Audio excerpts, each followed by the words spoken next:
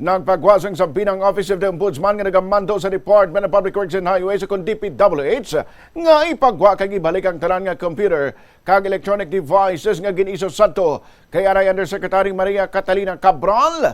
Ginpahayag ni Ombudsman spokesperson Mico Clavano nga ipaidalom sa forensic examination ng mga devices para may baluan kung may mga data nga ginlain, gindula o kung ginintrahan matapos nga nabuyag yagang flood control scandal. Dugang panik Clavano nga ginalauman nila dasig nga pagsunod sa DPWH sa mga subpoena. Suno pa sa iyang nagpahayag man ng DPWH nga i-turnover sa Office of the Ombudsman kag sa Philippine National Police ang tanan nga data storage device, mga dokumento, records kag files sa idalom sang talatapan ni Cabral.